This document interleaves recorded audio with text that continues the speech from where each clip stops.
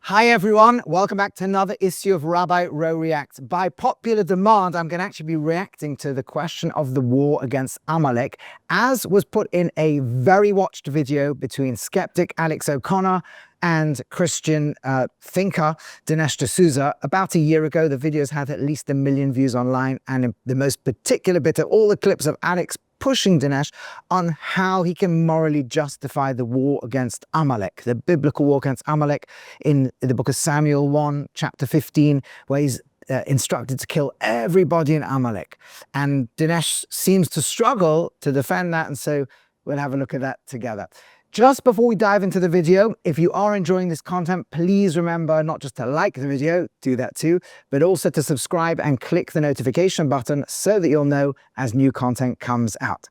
Let's jump into Alex's attack, which I think he articulates fairly and well. I don't think he's dishonest at all, but let's jump in. Now go attack the Amalekites and totally destroy all that belongs to them. I'm told sometimes that this is actually an exercise in hyperbole. God didn't mean everyone. It continues, do not spare them, put to death men and women, children and infants, cattle and sheep, camels and donkeys. And if you think that this is hyperbole, consider what happens when Saul does conduct the destruction of the Amalekites as ordered and decides to leave alive the king as well as some of the best of the livestock. He leaves them alive. For this small act of mercy, God responds by saying to the prophet Samuel, I regret that I have made Saul king because he's turned away from me and has not carried out my instructions. So, to be fair to Alex, he is quoting the verses accurately. I don't think his understanding of the episode is correct, but I think the moral problem he raises is if the all-loving, infinite creator of the universe, thinking the world into existence, including ourselves and our moral codes and instincts, then came and said, I want you to override them, would we be morally obligated to do so? And how certain would we need to be that this is God talking in order to do so? However, in this issue of Amalekites, I actually think he misunderstands what the instruction is, but he's not alone in this. This is not him being unfair. This is very standard. And if you speak to theologians, Christian or even Jewish, across the board, I think most people, for various reasons, do have a slight misunderstanding, a significant slight misunderstanding that changes a lot. So what I'm going to do is, first of all, go through just a bit of background of who Amalek is and why there would be a commandment to go to war with them at all. Second of all, whether the natural reading of the text he quoted from the 1 Samuel chapter 15, what we call Shmuel Aleph chapter 15, whether that's accurate. The third thing is, if it's not accurate, what was the instruction? And the fourth is, whatever the instruction was, what possible justification was. But before I do that, what I want to actually do is just go into how Dinesh himself responded, because I think Dinesh is a brilliant thinker and usually has some really strong things to say. Here, I think he struggled. But let's just have a look a little bit at this kind of back and forth between them. The movement is to miss the Bible. Let's look at God in the Bible. Hold on. Let me make one quick point about God in the Bible. There's nothing quick about what you're doing, Dinesh. There's nothing quick about what you're doing. I need to be allowed to respond to what you're saying. I am getting sick whenever I have these cross-examining me on the justice of smiting the Amalekites. Honestly, I don't see any justice in it, but I do agree that was the eye for an eye ethic of the Old Testament that is repudiated and transformed and transfigured in the New. I can. So this is a somewhat relatively standard Christian approach. Is if there's a moral issue in the Old Testament, don't worry, we got better. But Alex is not going to let him get away with that one. I've had this conversation so many times, most recently with William Lane Craig. At least he had the gall to just tell me that, yes, that was a moral thing for God to do. I get sick to death of people hand-waving away this genocide by some vague reference to the fact that Jesus came along to do something which somehow kind of undoes the immorality of it. Like, this is not an eye for an eye. This is a genocide of combatant men, innocent women, and children, and animals. Saul is punished by God for not killing all of the animals. Like that is actually a ludicrous misreading of what's happening. Okay, and they go on in this vein. You can watch many of the clips online that take it this way. Now, as someone Jewish, I don't think Dinesh's answer is going to work. But even if somebody were to take a Christian approach, they're still going to have the problem how God could ever have allowed such a thing. So let's, as I said, take this in 4 different stages, 4 different steps. First of all, who are the Amalekites? Then we'll get into the question of what this commandment was and what it wasn't. So we first read about Amalek as a tribe as they attack the Israelites who just come out of Egypt. This slave group has crossed the sea, experienced miracles, and is vulnerable in the desert. And this group called Amalek, seemingly without any provocation, for no good reason, comes and raids them and starts killing them. That's in Exodus chapter 17. And Moses is sent at the mountain. Moshe is sent at the mountain. God says he has to lift up his hands to symbolize the nation should see their actions as being devoted to God. And that's how they're able to protect themselves. They succeed in the war, and Amalek is defeated. And then God says, this is not just any old nation. These people who came to slaughter you all, who seem committed to the annihilation of the people of Israel. God says that there's not just a war against you, Israelites, it's also a war against me. And in chapter 17, verse 16, God says there's going to be a war in every generation against God. So Amalekites have some unique evil in their civilization, it seems. Then in the book of Devarim, Deuteronomy chapter 25, verse 19, it says, Timcha ezecha Amalek, which usually gets translated as eradicate or wipe out the memory of Amalek. Now, what does that entail? So there's commentaries who point out to the instruction in the book of Samuel, which we're going to come back to. There's others who will say the word memory is interesting, and in fact, the biblical Hebrew word zecher means a lot more than memory. It's something more like consciousness or identity. And you've got to wipe out the consciousness, Amalekite consciousness.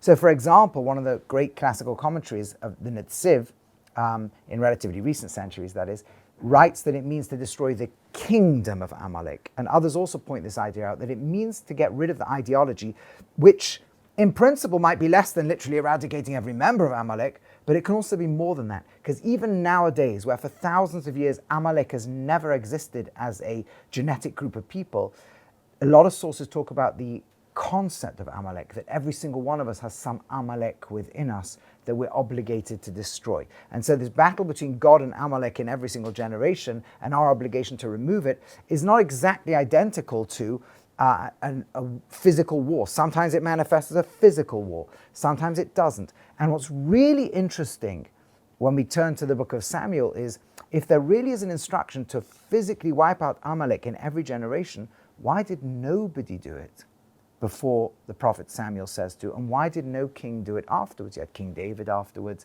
King Solomon, and none of them seem to have done it.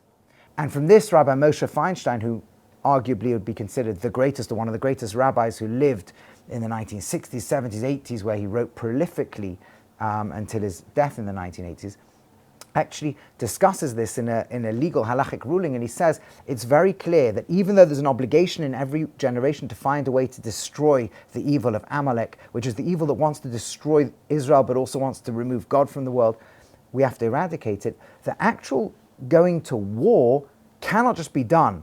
It needs a prophet like Samuel to specifically come and give specific instructions, and only then can you mobilize and actually generate a physical war against them. Certainly not an instruction on individuals. And so it was really only in that generation that the war became the total war that it became. And then we find in the book of Judges, every time there's a chance to attack Israelites, the Amalekites are in there doing it. We see it in Judges chapter 3, verse 13. There you've got the Ammonites who are causing problems. The Amalekites come and say, hey, the Israelites are down, let's join in the attack. You've got it again in Judges chapter 6. This time the Midianites are causing problems. Up come the Amalekites and say, right, let's go and start destroying them. And this we see again and again and again, all the way till the end, actually, of the book of Samuel. So these Amalekites are the permanent people who are always raiding, killing, massacring Israelites throughout the centuries of the pre-monarchic era, before King Saul. So that's point number one. Amalek is this uniquely evil people who, from the word go, has set about trying to slaughter and annihilate Israel. They're also at war with God himself. Okay, but now we come to our second point. So what was that instruction? And Alex accurately quoted the verses from Shmuel Aleph, 1 Samuel chapter 15 that says wipe everybody out. And that does raise this, like, oh my goodness, I'm very uncomfortable with that, and for good reason. However, if we look carefully at the book of Samuel, we realize that instruction cannot be what it sounds like on face value.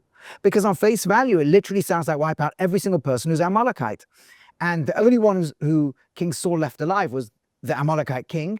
The prophet Samuel came, killed him. So at that moment, there's no more Amalekites left. And yet, just a few chapters later, chapter 27, for example, chapter 30, we realize there are loads of Amalekites in the world. And this is literally 2 years later. David is busy battling against these Amalekites who are able to come and wipe out an entire town called Siklag. And David goes back and fights against them. So the Amalekites were not remotely destroyed. But I thought you said they were all killed except for the king. So what's going on? So let's now turn to the third question. What was the actual instruction? And here I'm going to speculate. I haven't really seen this anywhere inside, but I think it makes enormous amount of sense based on the text that I just quoted and based on the fact the instruction itself is an instruction to wipe out the ideology of Amalek. In fact, the Netziv, one of the great commentators of the last few centuries, says it's to destroy their kingdom. And as we've seen in Maimonides, it's to destroy their ideology. And yes, that can now, with a prophet, turn to a very brutal war as a last resort. But what is the actual instruction? And here we need to understand something about the ancient world. In the ancient world, civilizations could be enormous numbers of people, but they were defined by their central city. So for example, you have an Assyrian empire, but there's an Assyrian city that's in control. You have a Roman empire, there's really the city of Rome that's in control, and then this mass empire. So if you go to war to, let's say, destroy Assyria, that could mean the whole empire, or it could just mean its central city. Once its central city's gone, the empire collapses. You could go to war and sack Rome, and then the whole Roman Empire collapses. So did Samuel say, the prophet Shmuel say, you've got to find every Amalekite and wipe them all out? Or did he say you've got to go to the central city and destroy it? If we look at chapter 15, verse 5, Saul came to the city of Amalek and waited there, that lay in the valley. Now, obviously, we're going to come to the central city, or everyone around is going to come to defend. The bees are going to come to defend their hive, and there's going to be an enormous war. But it seems that he understood the instruction to go and fight against the city, destroy all the men, women, and children in the city. Okay, but that still sounds pretty horrifying, right? That must be thousands of people. We think of a modern city of hundreds of thousands of people or millions of people. But in the ancient world, cities were not that large.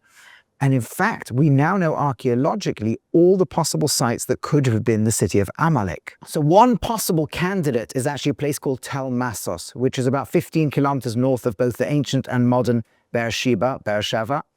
And Tel Massos is a fortress that seems to be a possible candidate for the Amalekite central city. It has 10 four-room houses. Why so small?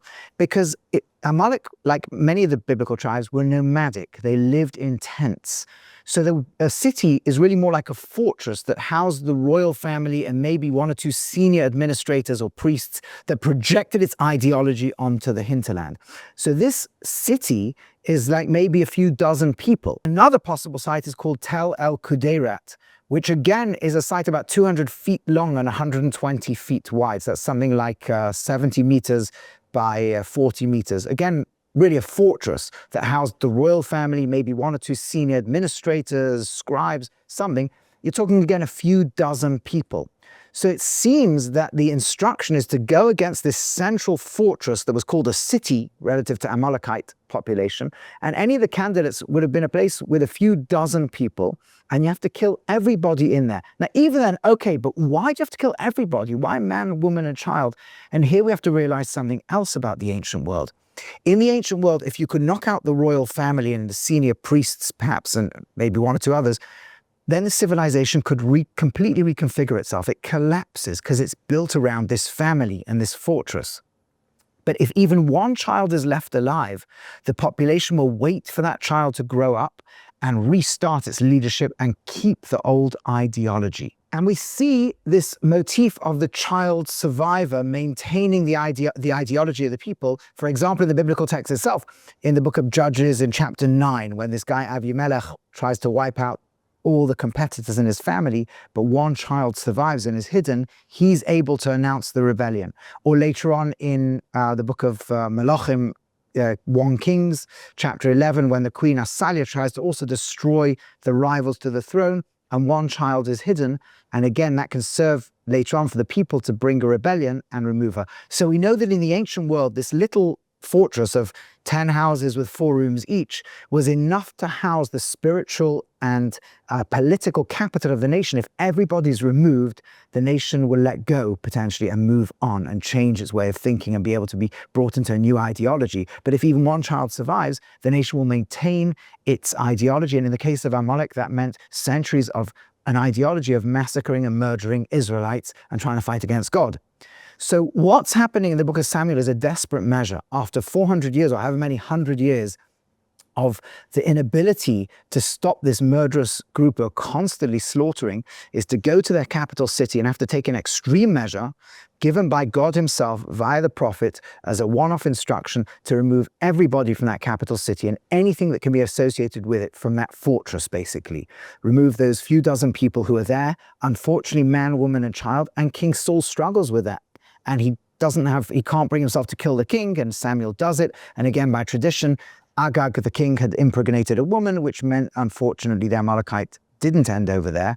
They carried on because they knew there was a pregnant woman. And later on in history, we'll find the Agagites in the later biblical texts, Haman is the most famous, trying to annihilate the Israelites. But eventually, this land is taken over by the Assyrian Empire, and Amalek seems to cease to exist as a cultural civilization that can be pointed to on earth.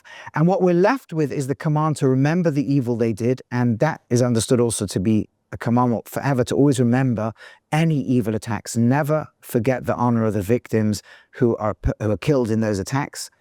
Second of all, to always look out for the equivalent of the ideology of Amalek and to try to remove it. That's both externally, if enemies want to kill us, to always be ready to fight them, but more importantly, where there's evil in the world, including in ourselves, to always try to remove that evil, to remove that anti-God instinct, all the dark instincts within us, and to bring ourselves and the whole world to a world where God's light can shine and is not blocked out by Amalek.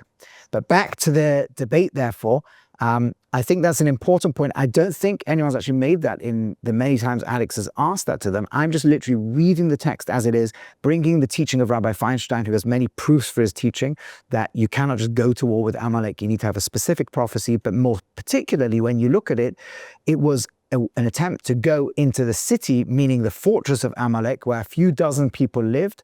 Obviously, that would mean war against the whole of Amalek. Amalek would bring all its armies, and it would be a very difficult war.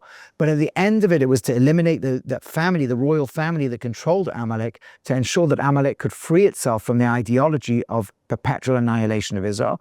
And eventually that comes true, but not through King Saul. So going back over everything we said, no, the Bible is not saying just go and commit a genocide. What it's saying is after centuries of them attacking and destroying and killing and massacring everybody, there's always been a commandment to remember the victims, and there was a commandment to go to war to stop this happening. There was a last resort prophecy that said, go to war against the city. And by the way, again, according to the Maimonides understanding, that would have still required us to call out and say, peace. Can we try and make peace, right? Just live under the Noachide basic ethics, and that's it. And the Amalekites say no, and then King Saul is instructed, he has to obviously fight the war against the Amalekite army, but then go into the royal fortress and wipe out the family. That can't be done without a specific instruction from a prophet, but that's what the prophet's saying, not saying to go and wipe out human beings all over the place because of their birth. And therefore, Alex, I think, has understandably, but misunderstood the text. So has Dinesh, and so have most people who speak about this. Nowadays, the only lasting impact of that is to remember victims of evil wherever they are, and to try and extinguish evil, particularly within ourselves. That's how we get rid of the ideology of Amalek. It's something that rests in every human being, and we have to extinguish it within ourselves and become a place where the war between God and the evil in mankind is won by the forces of godliness, and the world can shine with goodness and godliness. If you find this thought-provoking, you don't like it, you do like it, feel free to throw the comments in below. I can't respond to every comment, unfortunately, but I'm happy to give it a go. If you have suggestions on other videos or things I should react to, please put them in as well. And if you like this video, again, please like it, click the like button, but more importantly, the subscribe and the notification button so that you can get more content like this. Until next time, God bless you all.